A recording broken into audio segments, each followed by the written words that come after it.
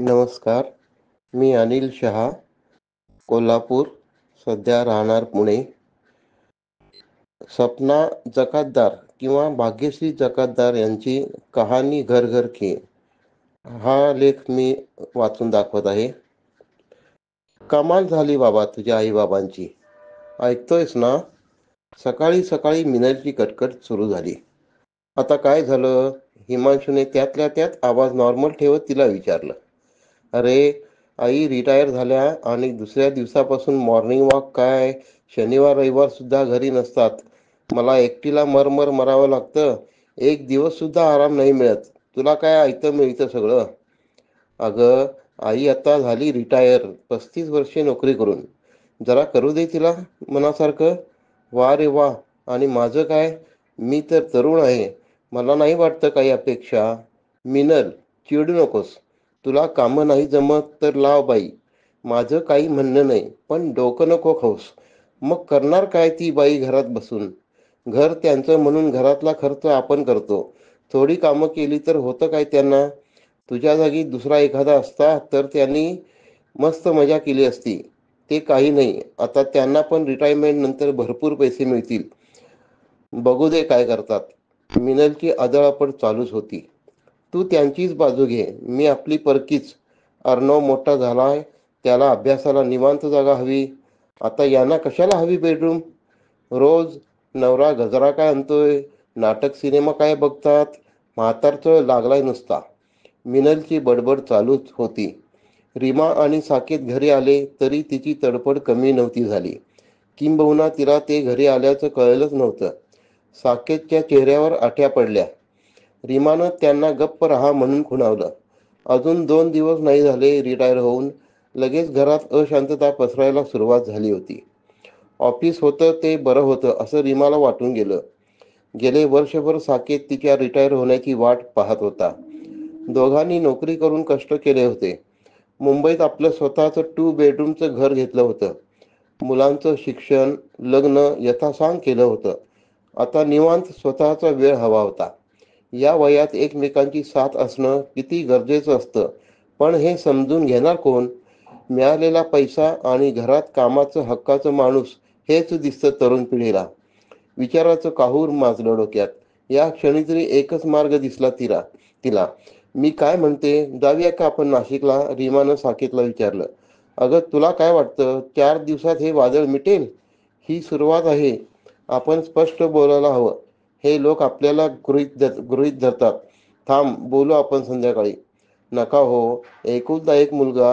नाही तोडायचं मला आणि अर्णवचं. काय, राहू शकाल तुम्ही त्याच्याशिवाय? रीमा, नको काळजी करू, मी बोलेन. आहे ना विश्वास तुझा माझ्यावर? जगायचं राहून गेलंय आपलं. ते एकमेकाच्या सोबतीनं राहूयात. डिटॅच राहायचं आपण मोहमायापासून. अपेक्षा नाही ठेवायच्या कुणाकडून. आपला स्वाभिमानही जपायचा आणि पैसाही. आपल्या हयातीत कुणासमोर हात पसरवायला लागता कामा नये. आपल्यानंतर काय हे लिहून ठेवू. आतापासून तयारी करायला लागू. फक्त एक लक्षात ठेव, हळवं नाही व्हायचं. वेळ पडेल तेव्हा आपण मदतीला मागे पुढे नाही पाहायचं, पण जबाबदाऱ्या वाढवून वाहवतही नाही जायचं. या जगात असंच व्यवहारी आणि स्पष्ट राहावं असं माझं म्हणणं आहे. साकेतने रीमाचे डोळे पुसले. का कुणास ठाऊक, आजकाल पदोपदी एवढ्याशा कारणावरून डोळे भरून येतात हिचे. साकेतलाही जाणवलं. त्याच्याही मनात कालवाकालव होतच होती.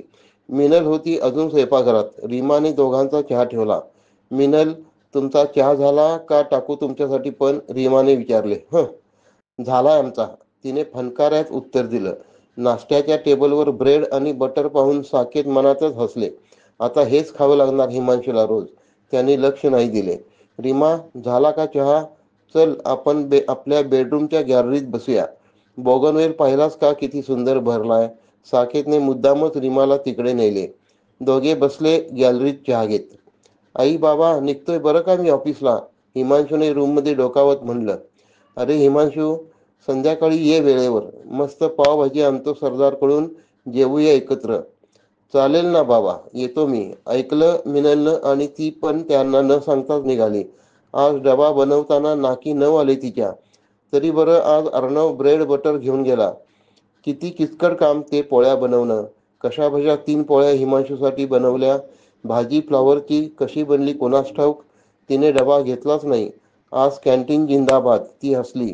घराबाहेर आल्यानंतर तिला मोकळं वाटलं. सकाळपासून नाहीतरी डोकं ठिकाणावर नव्हतंच तिचं. खरं तर आपापल्या परीनं दोन्ही पिढ्यांची घुसमट होत होती. अगदी घर घर की कहाणी म्हटलं तरी वावगं नाही ठरणार. पण मार्ग तर काढायलाच हवा, दोघांसाठी सोयीस्कर. सरदारकडील पावभाजीचा घमघमाट सुटला होता. अर्णव एकदम खुश. आजी, मी खाऊन घेऊ? भूक लागली मला. सकाळी पण ब्रेड बटर नेला होता फक्त. का रे, आईनं केली होती ना पोळी भाजी तुमच्यासाठी? आजी, अगं ती कुठली उठते सकाळी, बाबांनी दिला बनवून टिफिन. त्या लहानग्या जीवाकडे पाहून रीमाला गलबलून आलं.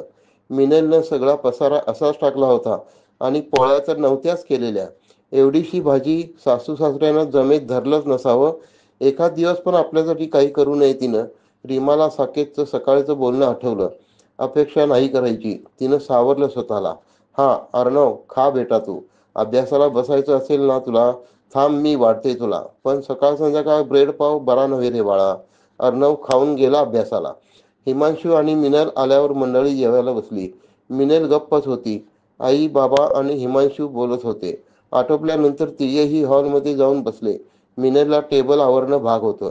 मिनल, आवरलं की तू पण ये, आम्हाला बोलायचं आहे. सासऱ्यांचा आवाज ऐकून ती जरा वरमली.